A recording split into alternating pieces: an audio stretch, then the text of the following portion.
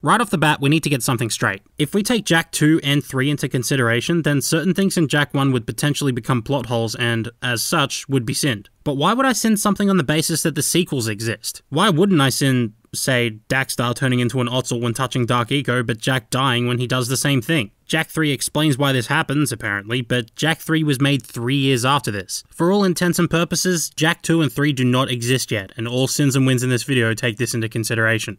Also, before anyone asks why I'm not going to sin the narration here, it's because I was just kind of sinning it because CinemaSins did it, even though it's not really a sin. Remember that not all sins should be taken seriously, of course, but sins like that are just kind of unnecessary. I have asked the plants, but they do not remember. The plants have asked the rocks, but the rocks do not recall. Being the green sage, it makes sense you'd ask the plants, they're living creatures, but asking inorganic objects like rocks would be like talking to a brick wall. Daxter is ugly as shit. Just calling him as I see him. Hey! Jak, old green stuff told us not to come here. You waited until you'd already stolen the boat and arrived at the island to tell Jak that? Continue your search for artifacts, amigo. Deal harshly with anybody who strays from the village. Both Gol and Maya have been exposed to Dark Eco, and yet Gol is the only one to have an evil, echoey voice. The sage yaps on about the precursors that built this place all the time. Where did they go? Why did they build this crud? My mum used to be a real stickler for swear words. Not so anymore, she drops profanities like a mumble rapper who stubbed their toe. But she actually got mad at me for hiring this game from the video shop when I was a kid because Daxter sounds like he's saying crap. Whether he's saying crap or crud is up for debate, but that's a win in my books. Wow! How did you do that? Making your protagonist silent allows players to project themselves onto the character more easily, but in a character-driven 3D platformer, it doesn't work as well. Repeating what I said at the start, why does Daxter turn into an Ottsel when he falls into a vat of Dark Eco, but when Jak does the same thing, he poofs out of existence? I told you we shouldn't have come here, and you listened! What?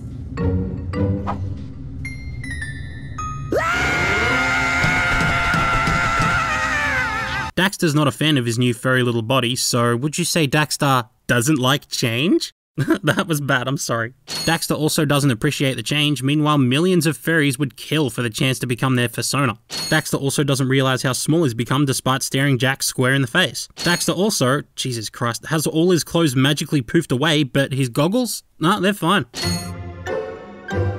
The most satisfying footstep sound effect of all time. This game almost gave me a foot fetish. Don't tell me! Instead of heeding my wisdom, the two of you went mucking around in the only place that I told you not to go! Misty Island's off limits, but not the snake-infested forbidden jungle or the lava-filled fiery canyon. Misty Island isn't the only dangerous place here. You two couldn't find your way out of the village without training! Even though they just came back from Misty Island. Hey, baby! What do you say you and I go cruising on this A-Grav Zoomer? Daxter encourages bestiality. See those gears up there, boys? See them? See how they're not moving?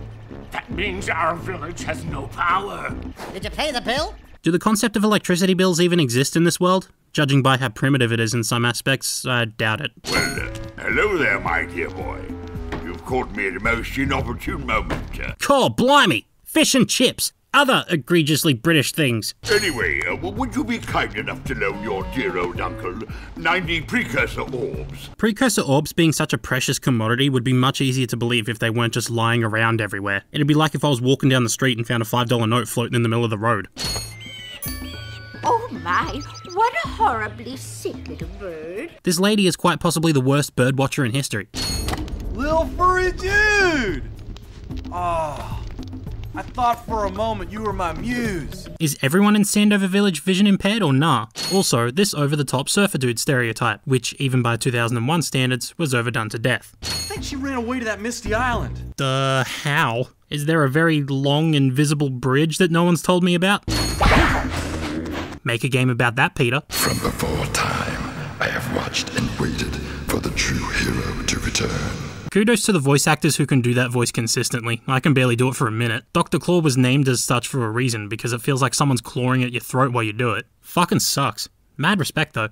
I'll try not to just repeat my review verbatim here, but the semi-open world design used here was revolutionary for its time. You walk across this bridge and down this path, and instead of arriving at another part of the village, you've technically arrived at the next level. No loading screens or anything. Every single level is like this, except for a few that use some sort of method of transportation. But otherwise, there are no loading screens. They're all hidden away behind a quick jog through a corridor or something similar, making the game truly feel like a connected world.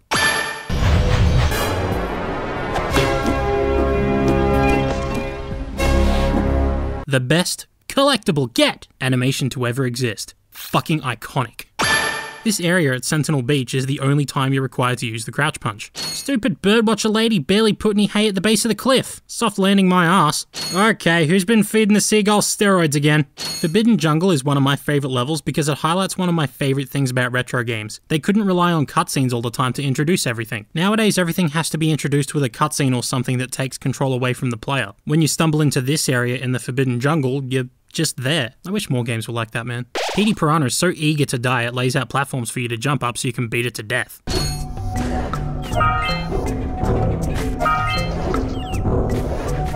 Them monsters patrolling the ocean took a bite out of me fishing rig. And now they're gobbling up me catch. You think you can do better? Try scooping up river fish with a tiny net. 1. If your net is so tiny, just get a bigger one and quit complaining. 2. I caught 200 pounds of fish with this stupid net, so you can't complain anyway. Also, fuck this. Actually, it's not so bad. It's just a bit annoying, if anything. One thing you always got to get right in a platformer is the long jump. And Jak and Daxter's long jump is mwah, mwah, beautiful. Let's go check out old Fish Brett's speedboat at the dock. For someone who never wants to set foot on Misty Island again, you sure are eager.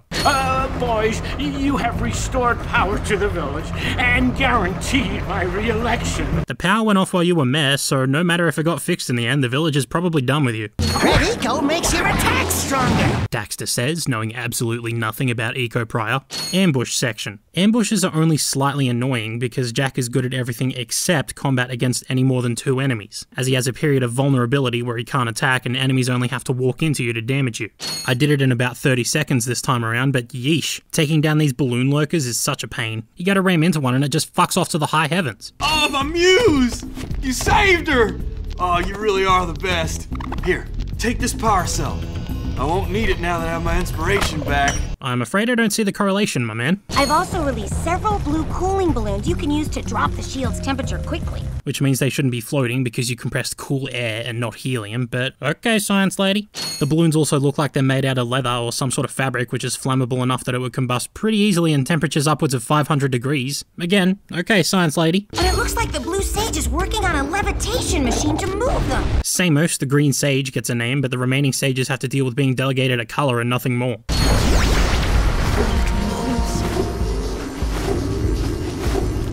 Fuck you. I don't mind driving the Zoomer around, but a whole level dedicated to it just seems a bit excessive. Especially when it's just chase this thing, chase that other thing, or go through the rings. Those cursed rings. Lurkers have grown intelligent enough to develop a diaper fetish. Discount Lara Croft. You brought me the Precursor orbs. All right, I'll fix the bridge. Regular fucking handyman over here. Also, in what way would dismantling your pathetic excuse of a bridge stop Claw from invading town? Either way, he'd take one step on one of those planks and immediately sink. Discount Super Saiyan. Ambush. On these here parts, everything that doesn't sink into the mud, that is. Judging by the smell, I'd wager your bathtub sank in the mud long ago. What's a bathtub? Turret section. You fail if the lurkers grab even one of the snacks, which is some old bullshit if I ever heard it. The last scout flyer you find is always the one that has the power cell. Lost Precursor City? Well, it's not very lost, is it? The entrance is a big-ass elevator 2 meters away from civilization. Architects be damned, let's just lay these piping hot pipes all over the place. In front of platforms, on the ground, along walkways, who cares? Daxter attempts to assert his dominance. Daxter is so very clearly a bottom, and thus fails. I would like to be able to see where I'm jumping.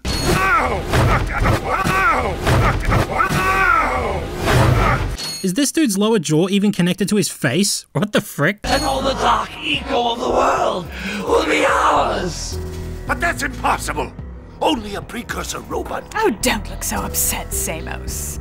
We've got big plans for you. Yeah, but don't worry, we'll come back and kidnap you later because reasons. In fact, there was no reason for us to show up here other than to remind players that there actually are antagonists in this game. Literal bird brain. We may have a few power cells laying around, and we might be willing to part with them for 90 orbs each. Where have I heard that before? You act like it's weird that everyone's asking 90 orbs for power cells when it sounds like that's the going rate for one. It'd be like if I asked for a bucket of popcorn chicken at KFC and the cashier says, "That'll be $10, thanks love." And I roll my eyes because where have I heard that one before? Do you ever miss the golden era of gaming? Does anyone else spend, like, 3 hours in the spider cave because they can't figure out where the hell you're supposed to go? I've played Jak and Daxter at least a dozen times by this point, and I still can't remember how to find half the shit in this place. I think I speak for everyone when I say these centipedes can jump off a cliff. I've always liked the hit the switch and temporarily light up the place concept in platformers, even to the point where it inspired me to make a level themed around the idea in Little Big Planet 2. Right before I forgot to publish it, my PS3 bricked itself and I lost it forever. Sad. Snowy Mountain is probably my favourite level aside from Forbidden Jungle, mostly because it's one of the only legitimately challenging levels in the game, but the music and aesthetic is solid, and for a snow/ice level, the ice parts don't overstay their welcome. Mind you, I'm sure this level was the bane of a completionist's existence back in the day. Some Precursor orbs just sink straight into the snow, and if you happen to miss them, thinking you got them all, good luck running around the level until you accidentally pick them up. Oh, just eat a bag of dicks. Don't mind me, guys, I've just been standing beside this flowing river of lava for hours. It's all good.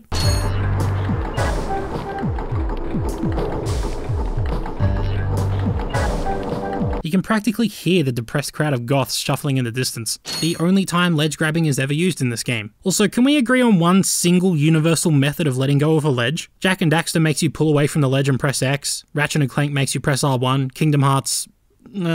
I don't rightfully know in Kingdom Hearts, actually. Sometimes I climb up, sometimes I fall off. Doesn't matter what I do. Just put it on whatever crouches, please. Good work, fellows! Old Samus was right about you. Great piles of Precursor metal! Did you never bother to turn around and look at the giant, hulking insectoid Gundam that was behind you the whole time?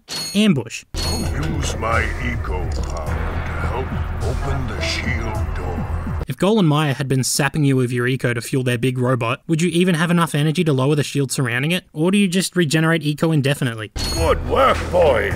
You're real heroes now! All the shit we've done, opened eco vents, speed a big blue lava monster. No, this is the thing that finally tips Samus over from condescending boomer to good work, you're real heroes now! While it's not the best boss in the world, it's refreshing to see a boss that isn't just endure waves of attacks and bop it in the face 3 times. Some phases of the battle, like this one, require multiple attacks as well as proper timing to dodge the boss's attacks. It's nothing special, but you don't see it a lot in 3D platformers like this. The bomb always explodes the second after you jump, regardless of how long the timer has left.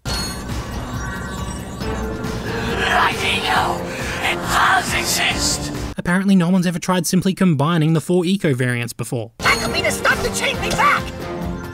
Or, it might stop that robot. Stay fuzzy. Save the world. Or, save the world now, make more light eco later on. Now that we know it exists, it shouldn't be a problem. Automatically closing doors are used to be a dick cliche. Let's risk falling off this small as fuck platform so we can do a cringy little victory dance. Also, damn man, I remember this game being way longer. It took me a little over 5 hours to platinum the game, which means collecting all 2,000 Precursor orbs, 101 power cells, and 112 scout flies. 5 hours. Maybe I'm just, like, actually good at video games or something. And Kira, without your help and ingenuity, none of this would have been possible. Perhaps we've found another sage, now that Gaul and Maya are lost. Ingenuity aside, Kira hasn't exhibited any talent for channeling eco, so why pick her over Jak, who actually can? Yes, Gaul and Maya. The Dark Eco probably destroyed them. Probably. I guess they didn't know they'd be making Grand Theft Jak at the time, huh? Jak and Kira have about as much chemistry as Adam Levine has personality and bare skin. This almost kiss is undeserved. Unskippable credits are the biggest sin any game developer could possibly... Wait, you can hold a button to speed it up? Well then fuck, why not just let us skip it? Wow! It's an ancient Precursor door! It looks like it will only open if we fill all 100 holes with power cells. How the fuck did you count 100 holes that quickly? Wow! What is it? It's so beautiful. By the Precursors.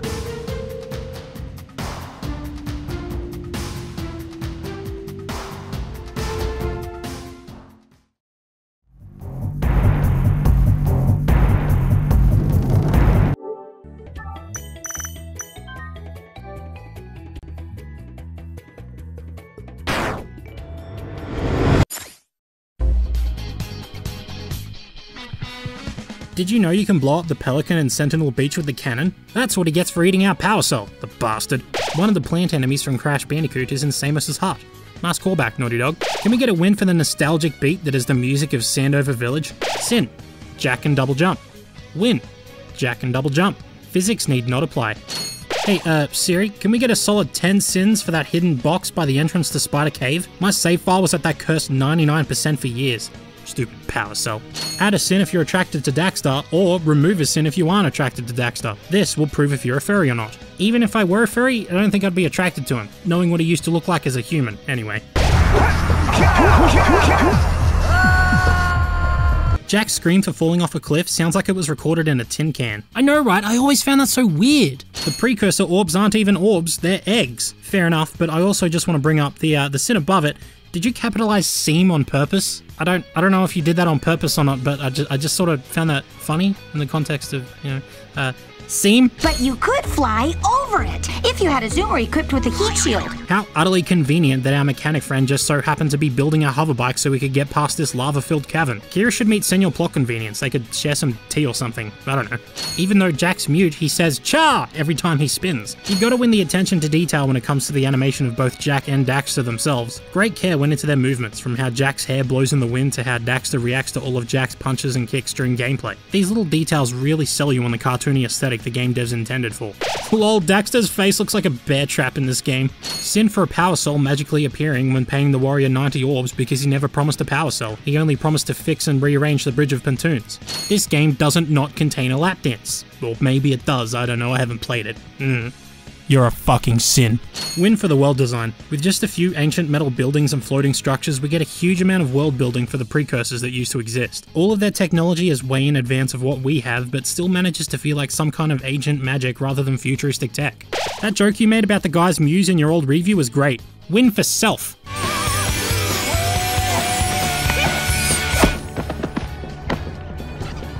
This game had the audacity, should have said goal, to release the beautiful, for the time, semi-open world including a day-night cycle with an entire lack of static loading screens and instead focused on seamless dynamic transitions. Beating the game multiple times make you realize that unskippable cutscenes are unskippable. Number 15. Jack is a silent protagonist. As we all know, teenagers are some of the loudest and most talkative amongst us. And yeah, Jack doesn't utter a single word. Not a one.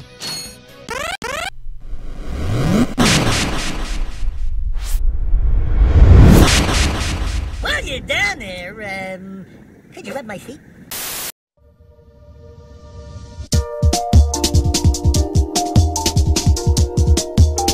What if you wanted to go to heaven, but God said, It looks like it will only open if we fill all 100 holes with power cells. Man, that stung! I told you we shouldn't have come here, and you listened! What?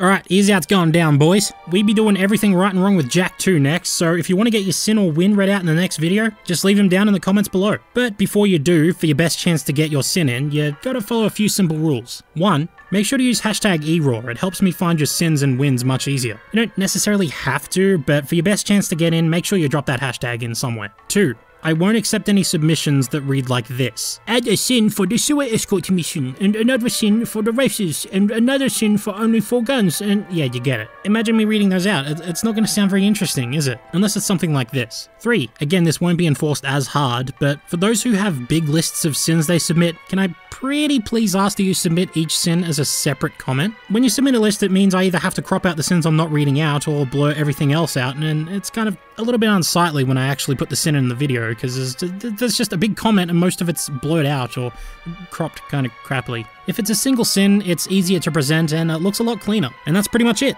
I'll announce a day or two before the deadline closes, but you'll have plenty of time to get your submissions in. So yeah, Jak 2 is up next, followed by Jak 3 with reviews in between, of course. But after that, I'll probably be placing the burden of choosing which game to sin/win on my Patreon supporters. There might be 1 or 2 more games I want to cover before then, but otherwise, anyone who pledges a singular $1 will get to choose which game gets tackled next, so look forward to that. Speaking of which... It is I, the great Precursor, and I have come at the behest of Vale to help him show his gratitude for his Patreon supporters, Mitchell Reese. Nation McArtile, Pierre Crichton, Tyler Cross, Duncan Austin, Pasta Boy, Brandon Partain, Torino Kazakhstan, Yabba Scabba, Leo Alex 50, Eat Hoot Skyet, Lobo Truncation Era, Lawrence LaCroix, Sleepy, Loomis Doomis, Scubo, Gap the Khan, Cooper James Price, Sebastian Borbay, Nathaniel Forrest, Travis Miranda,